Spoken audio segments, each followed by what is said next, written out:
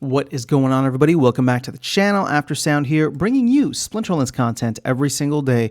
We also stream right here on this channel every Tuesday, Thursday, and Sunday morning, so come by and say hello. All right, guys, there is a governance proposal in place to finalize the, I guess, the fee or the price for unlocking Soulbound reward cards.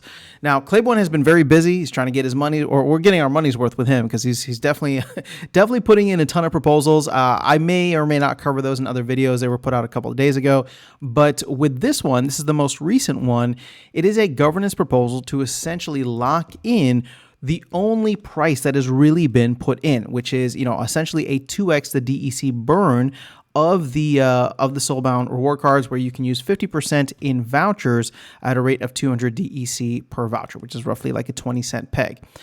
So the final cost of these should be known before any players spend their tokens for partial usage rights. If this proposal passes, the fees outlined in the previous post will become the final cost. So players that have already paid the fee to stake these cards on land before the print run ends will have them immediately unlocked at the end of the print run. So I will say this, and I know there's a lot of interesting comments here.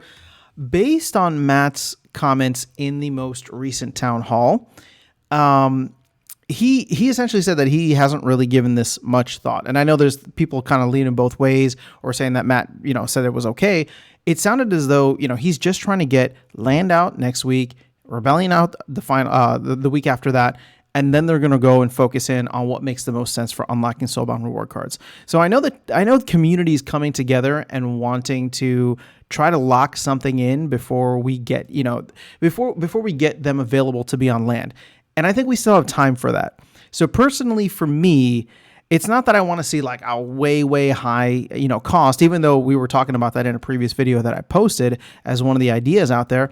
I genuinely don't care if we end up going with 2x and 2x the collection power. That's actually totally fine with me. What I don't want to do is make a decision before Matt's had a chance to really look at the data and come to a conclusion. So I'll probably be voting against this. I tend to really not want to vote against things unless they are absolutely, something that's, doesn't make much sense for the game. For this, it is very much the timing of it just feels off, right? We just had Matt talk about the fact that he wants to take a look at this in like 3 weeks, and this proposal is going to need some kind of resolution in 2 weeks. So I really think the timing for this is just unfortunate. And so I don't know what's going to happen with it. I don't know if people are going to vote for it or against it. It seems like it still needs some vote just to become an actual proposal. So we'll wait and see what happens. But I'm curious to know your thoughts. Are you okay with this? Are you okay with the 2x the collection power using vouchers as a 50% discount? Again, I want to see a ton of vouchers get burned. I want to see a ton of DEC get burned. Is this enough to do it? Yeah, potentially, right? Does it make sure that, people can still essentially unlock their cards for at least something, so it's adding value to the ecosystem rather than taking value away? Absolutely.